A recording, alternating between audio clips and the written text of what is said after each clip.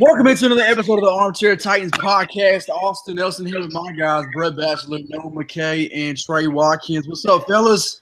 What's up, boys? How we doing? What's up, man? We're making it, man. Hey, I haven't seen y'all in 2 weeks. What's going on? Watching your Red Sox beat Trey's Yankees. That's what I was doing earlier. Trey's still salty over it. That happened. Yep.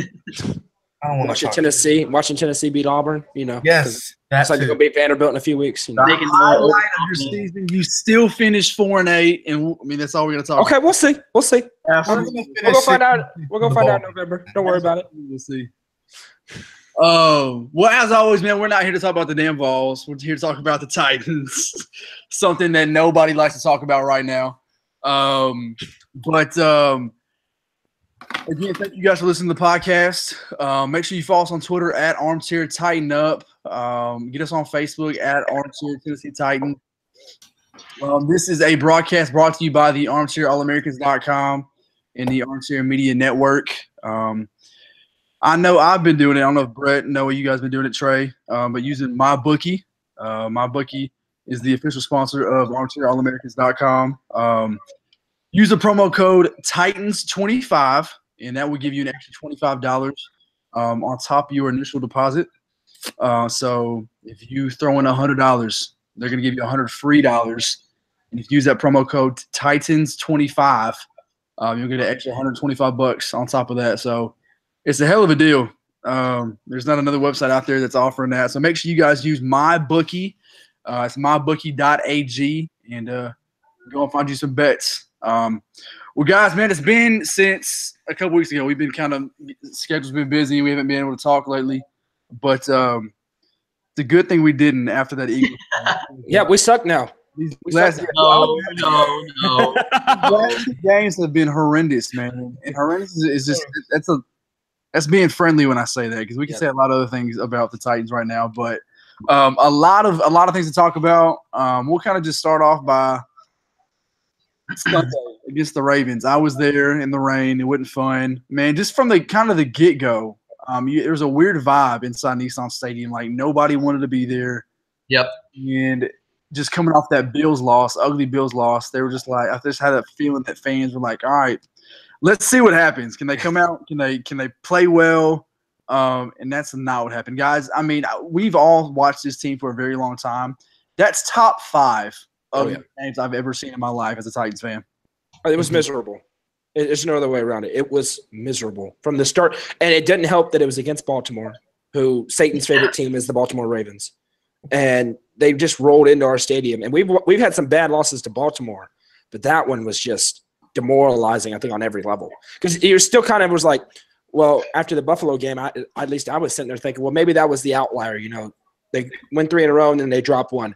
But then after last week, it was just, okay, now we got some problems. There's some real problems going on here that got to be addressed. But it was brutal. I think that's the only way I can describe it. The biggest thing that gets me is the fact that we still can't find a way to move the football. And we still have no running game whatsoever. Derrick Henry's been absent. Dion Lewis he's done fine when asked to, but he still hasn't done much. And the fact that we haven't scored a touchdown since September 30th shows that we got some big issues on that side of the football. The biggest thing for me is that it's the fans. I mean, you got that feeling through the first few weeks that maybe look. What? Biggest issue? What? No. I want to say my biggest points for later. For later. Promise you. I add some value to this. But look. The offense was crap, just like the last 2 weeks ago in Buffalo. But the fans paid good money to go see this team, and they've been dealing with the same crap from this team for, I want to say, the last 5 to 10 years. And you pay good money to go watch this team in the rain, and they put on that awful performances. It just it stings. It hurts. That loss hurt. So are you saying that the fans are a problem, or they're the ones that are getting hurt the most? No. I was saying that was the biggest that was just me sitting with the biggest takeaway from not the biggest takeaway. I thought you were blaming the fans. Yeah, I gotta say this. I gotta say this about the fans, because you reminded me, Trey. If you have a problem with the stadium being half empty, look at the football team, not the fans, because tickets are too expensive to watch a team go out there and do what these Titans do on a regular basis, which is get people's hopes up and then immediately crush them. I mean, I want that place to be full like everybody else. I want there to be 67,000 people in there screaming. But you have to understand that when a family's looking at, hey, am I going to buy tickets to this, or am I going to buy tickets to a Preds game, or am I just going to take my family out to dinner? Why would they pay money to go out there and sit in the rain to watch the Titans do what the Titans did? It makes so. I need that to get left at the door, because it's just not going to happen. And it's not about them not being real fans or anything. It's just it doesn't make any sense to go pay $100 a pop for a ticket to go out there and watch that happen. Well, and the fact too that the Titans still can't really find a way to get fans going in the game in between plays, at halftime, in between quarters. The Preds do such a much better job at in-game promotions compared to the Titans. The Titans, other than the first down chant, don't have anything else to offer. Hold on. Even that is horrendous. I'm going to be honest with you. I hate – Hey, but worse – got a Titans game is so boring to me. It's worse. I hate it. The new Tighten Up chant. Can we talk about that? Everything. How awful that is. I hate the Titans drum line. I hate. But you can't even hear the drum line, and then they try to do a chant with the drum line, and that doesn't even make any sense. The coolest part about the game, and it's just because we've been doing this since I was a little kid, have been the Pain Train. And yes, the Pain Train's the best part. Johnny Cash song. That's it. Yeah. That's the only two things that still get me hype out of game. Other than that, I guess three things. Before the game, I always like to go in there and watch the warm-ups. That the hip-hop, the rap music before the game, seeing the guys kind of get hyped to it, that's it. But it's ruined with country. So I understand we're in Nashville, Tennessee. We're in Music City. But the country music has to stop. Too much. Bro, for real. The cover songs about the game, it's got to end. And I really hope that's not good. I will voice my opinion next year when they kind of give out surveys or whatever. I mean, the Titans always do that. They ask opinions. I will have a novel saying you got to stop. There's got to be more rap. There's got to be more spunk to it. Real quick on that, I got a survey the day after the Eagles game. And it's not a coincidence that they send that survey out the day after, because they asked the first question is, how do you feel about the performance on the field? Yeah, one day after you beat the defending Super Bowl champs. Send that survey to me now. My answers are going to be different. Like, it's Sunday was real. It was awful. From in-game entertainment to on the field, it was just a bad day. It's a good thing that this team doesn't have a home game until November. Yeah.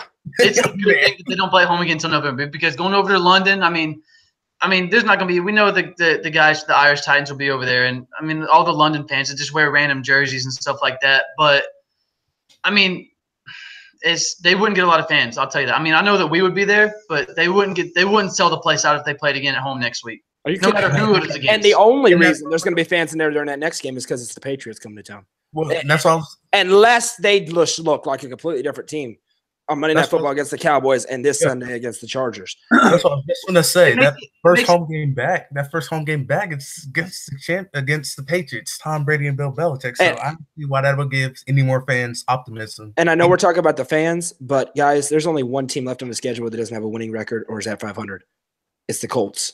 I mean, it's early, but they got to get it together. Because it's not like they're playing the Bills anymore. I mean, everybody has at least won games. They've shown the ability to win games. This has been a weird season, though. Go ahead, Trey. That whole off-season talk right when the schedule came out saying how the Titans had one of the easiest schedules in the NFL just seems like rubbish now. Man, it just feels like a complete lie now. But, like, the fact that we're sitting at 3-3, I mean – it's not awful to me because of the fact that we're 3-3. It's the way that it's looked that makes it feel so bad. Because after we lost week 1, we were sitting here saying that we might be 0-4. Yep. And now we're sitting at 3-3. So it's not the fact that we are 3-3. It's how we got to being 3-3. But there is a saving grace, and it's that the Jaguars suck. So, and that they're 3-3 too. The Titans have looked the way they've looked. Oh, we all called it. I mean, come on. I told my buddies that they'd be a 7-9, 8-8 team. They're not good. And so that's the thing is the Titans have got some problems, but if they can iron them out, they're still in a fine position to be all right. Hey, by the way, you're speaking about Texans. Problems. Yeah, speaking of the Texans, they said today on 3HL on 145 The Zone that the 30th ranked team in the league when it came to quarterback hits had only given the 49ers have only given up like 30 or 40 or something like that. The Texans have let Deshaun Watson been hit 79 times so far this season through 6 games. Yeah. Been hit 79 times.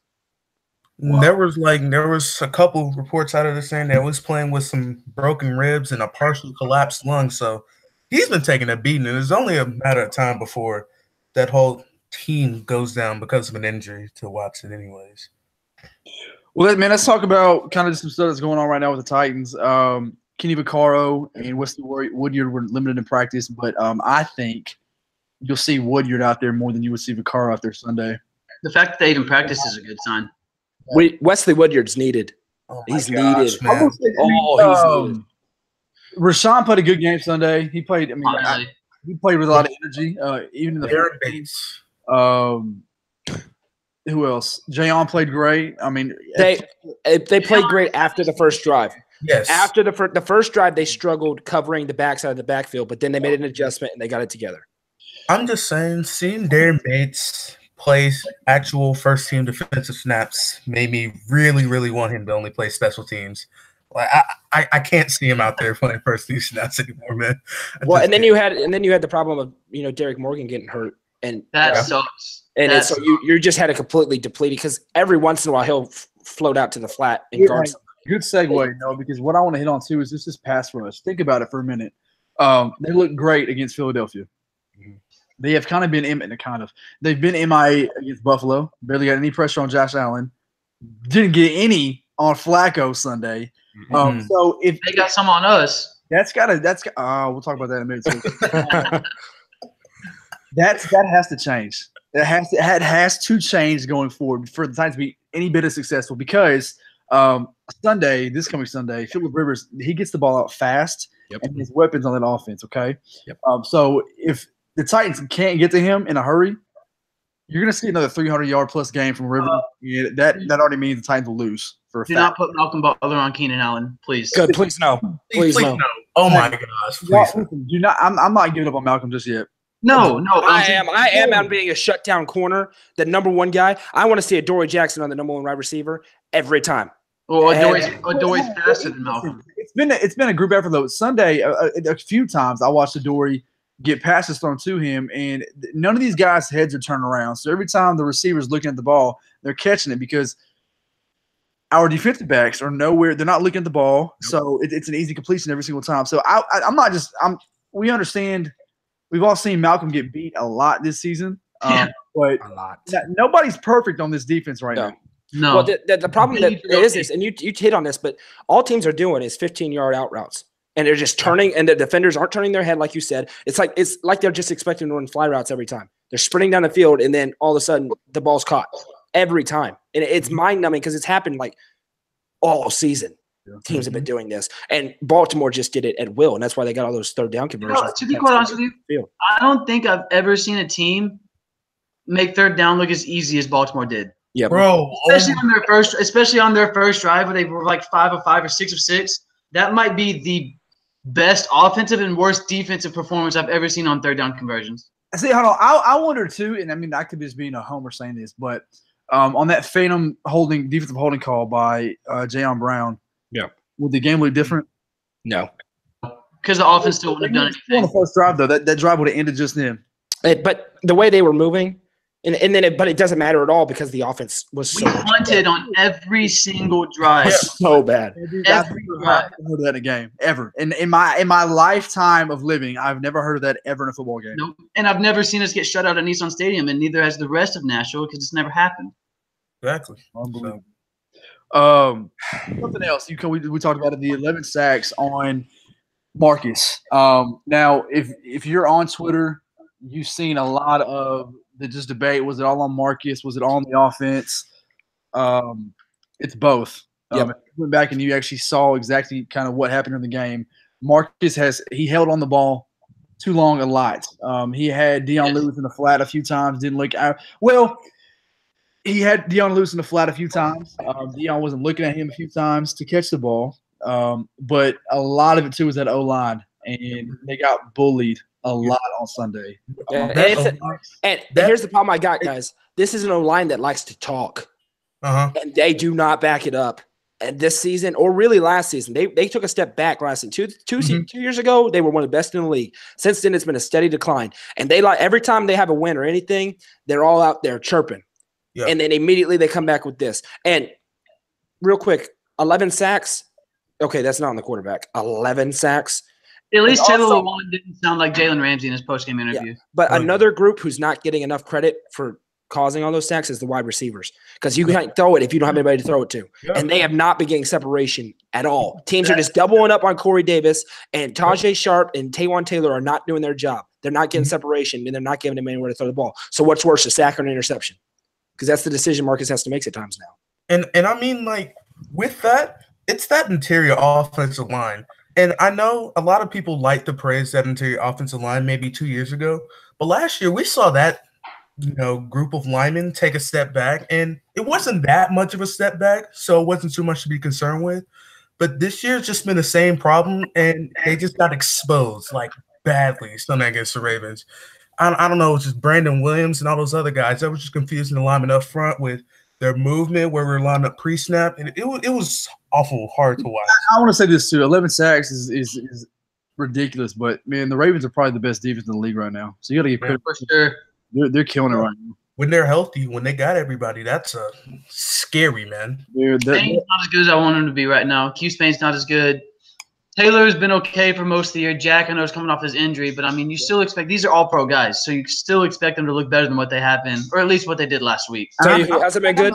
Ben Jones. Ben Jones has not been good, bro. Ben Jones has been awful. I think it was a huge slap in the face to that entire O-line and the entire offense. So I guarantee every single one of those guys went up to Marcus after the game. They're like, "God, hey, that's on me." Especially Taylor. Of course, but I feel like that it's a huge eye-opening experience for them to just be embarrassed like that at home.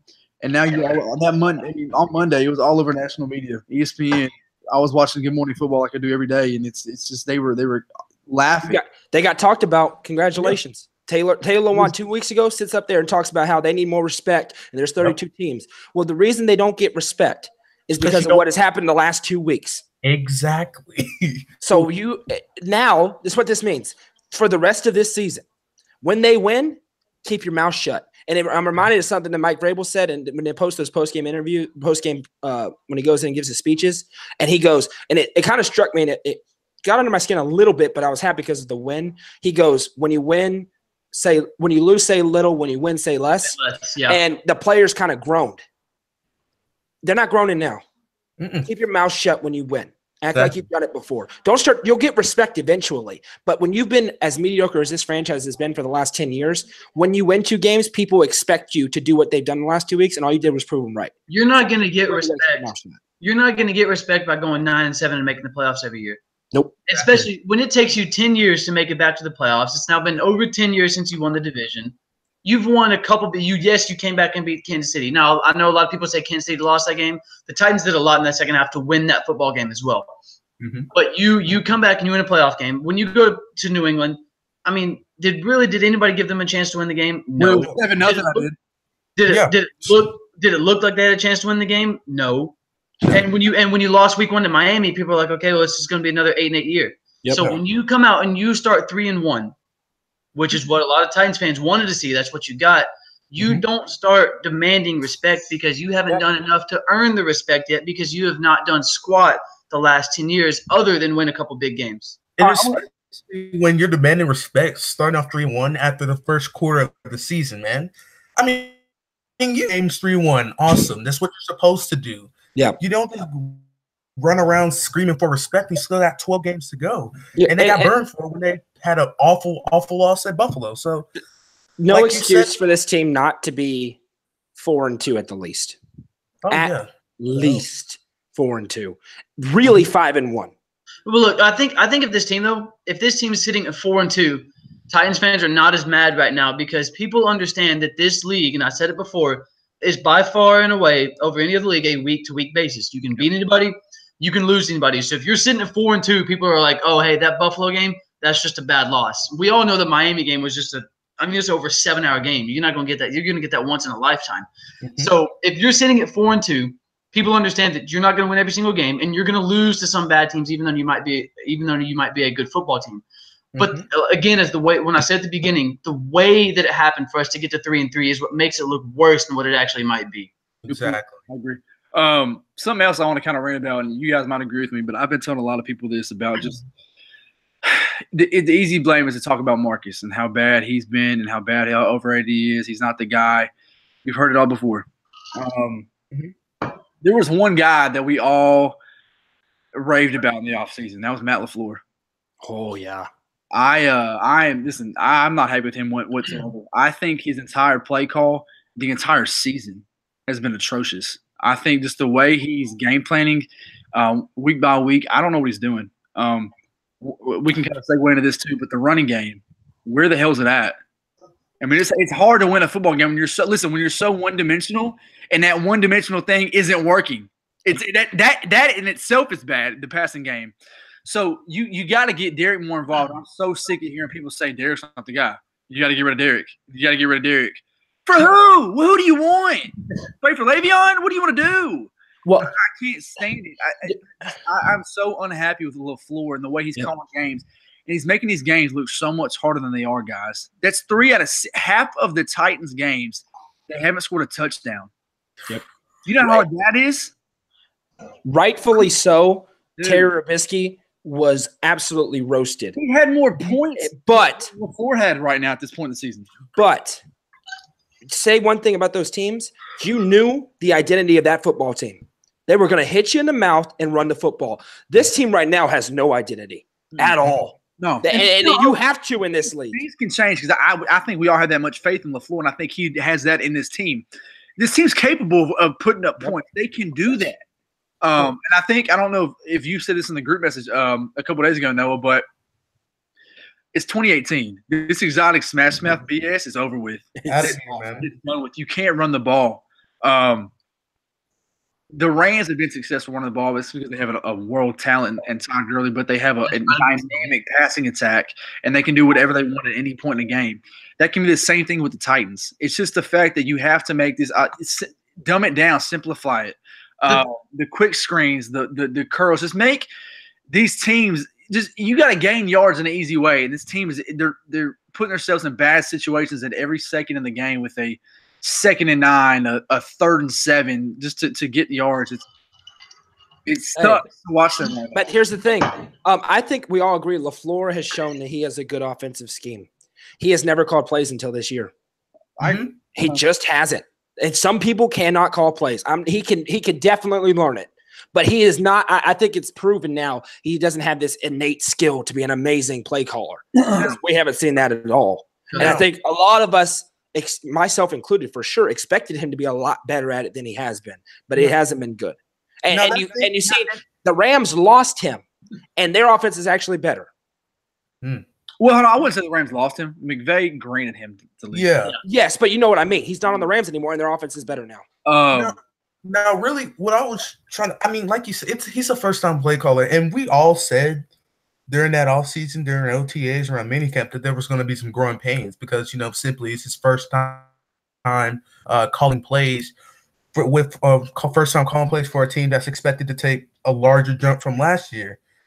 And I think you would just have to give it a little more time. And I know nobody wants to hear that. Nobody wants to say, give it more time. I want results now. But simply, this is the NFL, and things aren't as easy as many people seem. And I know that sounds a little cliche. No, I see, man. I know it sounds a little cliche. No, you're right. It's his first time. I'm just thinking back.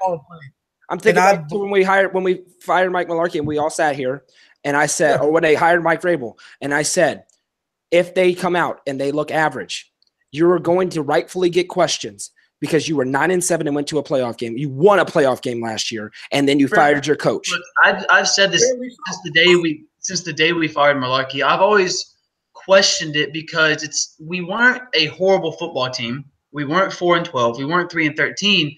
He only got fired because he wouldn't fire Terry Robisky. His best friend. I'm gonna be honest though.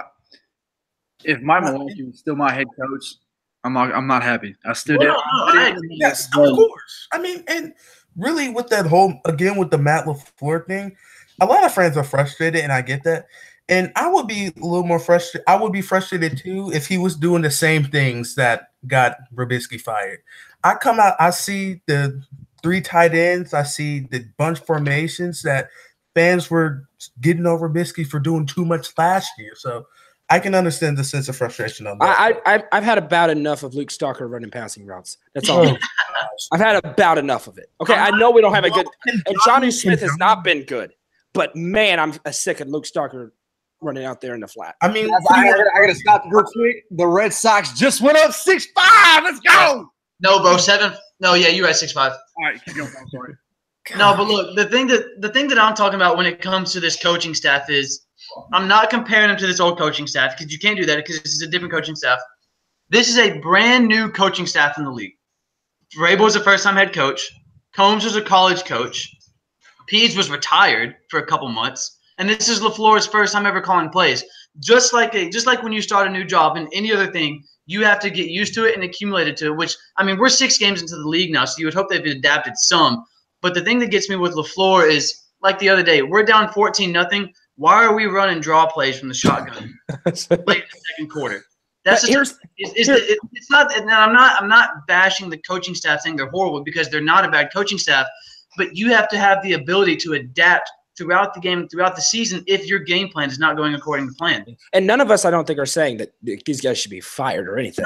We're just concerned, and I'm particularly concerned because, like the Eagles game, we saw what happens when you open this offense up, right? When you let it run. I mean, it was nice. And then it kind of seemed like they were building to that, and then they've regressed, right? It's like they've tunneled down. That's what's concerning for me is that it hasn't been getting better, and that's what you expect to see, it getting better as the season goes on, not getting worse. The thing with that, though, is that it was the Eagles secondary. And I know any other 31 teams would love to play Buffalo secondary. We didn't look, I'm just saying. I know, exactly. We're going to sit up here and act like Buffalo has this elite secondary? Oh, no. We're not going to act like that because that's – but I'm pretty sure any of the 31 teams would love to play the Eagles secondary every single week. Now, that Ravens defense, that defense, that defense is arguably the best in the NFL. So I don't know if it just seems confusing to me. I still want to see that Marcus. I still want to see us running a quick huddle offense with Marcus at the helm. Bro, that's what You don't have to slow it down, and you don't have to. Yes, you have to adapt Marcus to what he needs to do better. But Marcus is so much better when you run an up tempo offense, not a no huddle offense, but a up tempo offense. That's where he thrives. That hasn't been the game plan enough because, like you say, he's the best at that. So why do you think he's so good in the 2-minute warnings? Yeah, because he's amazing up tempo. And why do you think he's never thrown an interception in the red zone his whole career? Geez, that's unbelievable. But guys, I mean, this offense they're struggling, and then there's 4 interceptions and 2 touchdowns. One of the interceptions was of Nick Williams. Of course. Yeah, I'm not saying like all the interceptions, but Phillip Rivers has 15 touchdowns and 3 picks. Oh, no, I know. I mean, there's struggling, and then there's – Hold on. You know who is the Chargers offensive coordinator? Ken Whisenhunt. Hey, Ken Whisenhunt may be a good offensive coordinator. He just can't be a head coach. Yeah, unless Kurt Warner's his quarterback. Yeah, but the thing with that offense, I know a lot of fans have been saying get rid of Derrick Henry, and like Austin said, that's just a stupid thing to say. But we all know Derrick Henry's best when it's 5 minutes left in the fourth quarter, Titans have a lead, and that shouldn't be the case, though. Pound the ball. But the Titans haven't had leads, man. That's what I'm saying. Good points, right? The Titans need to start doing something a little better than they do, and that's score early and help the defense out a little bit because the defense has been playing from behind. Yeah, all season. Have we had but the defense has been well all season too. Yeah, for the most part. I mean, the defense. It seemed like the defense was bad, and they only gave up 21 points. You got 21 points in the NFL, you should win. I still want to see more than Austin Johnson than what I've seen. More from Austin because Jarrell Casey's having an all-pro season. Daquan Jones is doing his job like he should. I still don't see enough. Like I'm not. Again, we're not saying these guys are horrible players, but we're just not seeing the productiveness that we want to see from these guys. I'm not seeing enough from Brian Orakpo either. And I know we said the pass rush is lacking on this team, and I think I would maybe argue that before Brian Orakpo came here, that Derek Morgan was maybe our best pass rusher, maybe, and that's not saying anything. But Derek Morgan has been average. Brian Orakpo hasn't made any. I don't think any plays or enough plays that I want to see with him rushing the passer. You can make an argument that Harold Landry is our best pass rusher. He's only a rookie, and I've seen him, get to the passer using that dip, that one move that he has. So that defense has its issues as well, but that defense has been carrying this team all year. And if you were to, I think you could maybe be fair in saying that defense has won, I want to say maybe the 3 games of this year anyway. So, yeah. Outside of the Philly game, I think the offense. I think that was a total team effort. That was a total team effort. But so I mean, anybody excited for Sunday? Nope. I mean, it's hard to be excited because No, it's such. You're right. Yeah, y'all know this just as much as I do. This is such a Titans move to go into London and just show everybody that, hey, we still got it. We're gonna win. It's such a Titans move to let that happen. Good move. And then go into London and just win next week and crap the bed. So not a lot of. You can't also tell me that. Okay, here's the thing. Which Titans are we talking about? The Titans of like last year? Yeah, they're probably going to win on Sunday. The Titans of 2014 are going to lose by 50. Mm-hmm. So, which one of these 2 Titans teams are we talking about? I just hope we see a competitive team. The good thing is, if we don't show up Sunday, it's a very early game. Nobody will be up watching it.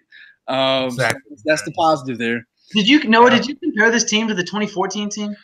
I said we're going to find out because he said the Titans was trash. Yes, I agree with you. I'm saying which Titans team are we talking about though? Because like last year's team with the same players are probably going to come out and win on Sunday. But if this team has taken a step back, which some people think they may have, I understand what you're saying. It could be ugly. I'm saying historically, the last 2 years have been different than the previous 8. In the previous 8, they would get destroyed in this game. And a quick note about this game with the Chargers: the Titans are 1-9 against the Chargers ever since they officially became the Titans. The only Titans quarterback to win against the Chargers. You want to guess who it is? Billy Volek. You got to guess? Neil O'Donnell. Noah? You got to guess? Vince Young. Jake Locker, 2013. Oh, yeah. Pass touchdown to Justin Hunter with around 20. Yeah. Right in front of Austin's end zone. Yeah, good job, Trey. Only Titans quarterback to win against the Chargers. So they've owned this team too. So I mean, they've owned this team, man. LT scored on us to win in overtime before. Yep. I mean, and they beat us in the playoffs. Christmas Eve. And that Christmas Day game where we got totally. That's what it was. Yep. Look, I'm gonna put last week behind me. I think the guys are too. I think this is one of these games where they kind of looked at each other after Sunday, are like, all right, this can't happen again. I'm not getting embarrassed like that again anymore. It should have been a wake up call. Hopefully, it's a wake up call. And hopefully, the offense can just put up some points Sunday, just score some touchdowns. Because there's a lot of guys still on the team that you want to see score touchdowns that haven't yet, like a Derrick Henry and Dion Lewis. Man, we haven't really seen the game yet from Dion Lewis, like the ones that we talked about before the year, the games where we know he can be elusive but in a part 2, I just think that has to do with LaFleur and the schematic philosophy he's got going on right now. I just want to see the offense click from the first drive until the last drive. That's all I want to see. Just something smooth. Yeah, I'm sure Brett didn't practice all week because his leg was sore as hell. I mean, 9 punts. And he got rocked, too. Oh, 10 out of 10 on the flop. 10 out of 10. 10 out of 10. Come on. He got him a good push. He got a good push, but he was on the ground like he had gotten a concussion. Oh, sure. All right. Come on. You got a good push up. Hey, it was good. Hey, good for him. I appreciate it. All right, so I caught it last week on the Twitter account, and again, if you're not following us, please do at Armchair Tighten Up. Y'all saw my tweet about Kevin Byron. I said, the season ago he had 2 picks against the Ravens, and he did Sunday too. So that was I called that right finally for the first time in ever. My bold take for Sunday. I want to say last year, Brett knows this, that Adoree Jackson was fielding punts, and every time I said Adoree taking one to the house, he's taking one to the house.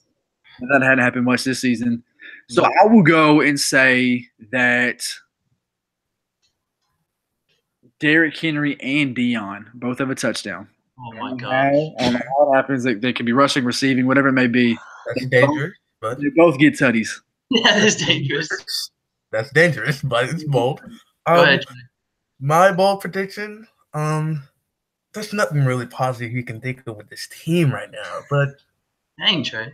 I it's looked past 2 weeks, man. But I guess if I want to go off the wall or anything, I'm gonna say Titans tight ends catch 2 touchdowns. Oh, what? Off the wall. Wow. Man. Delaney Walker coming back? Oh, my gosh. That's mine.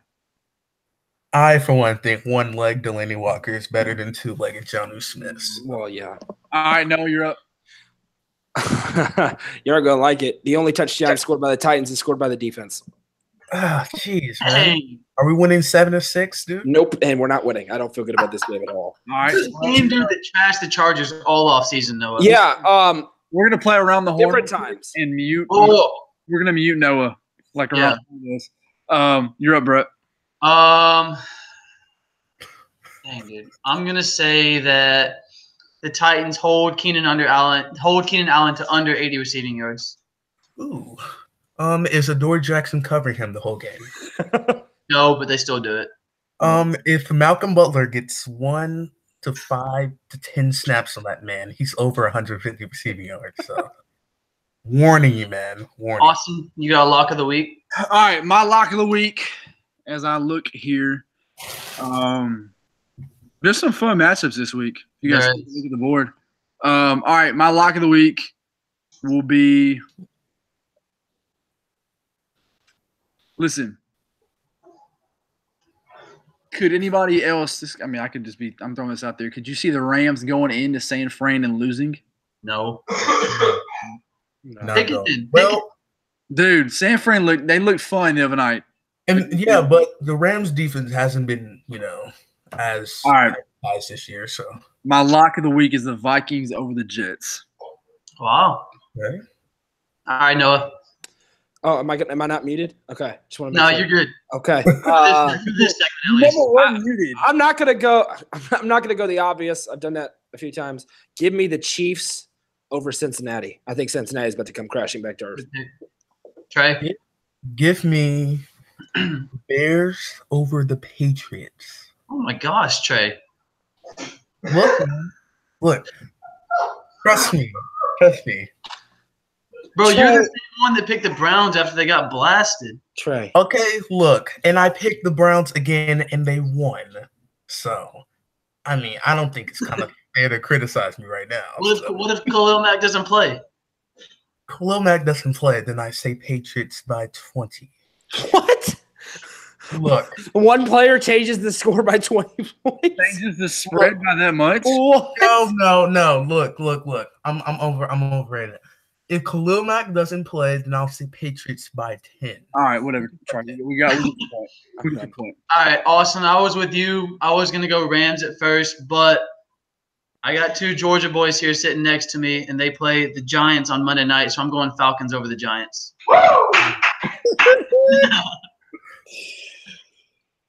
That's funny. Falcons are a mess, dude. Hopefully they don't blow any more leads. Yeah, seriously, dude. Yeah. Hopefully. I think that defense will even hold the Giants to under 20 points anyway. So. Yeah, but Matt Ryan's going off right now, so. Well, yeah. So is Saquon. Yeah. Got Saquon on my fantasy team. Saquon is good. And he's special. He's Okay. good.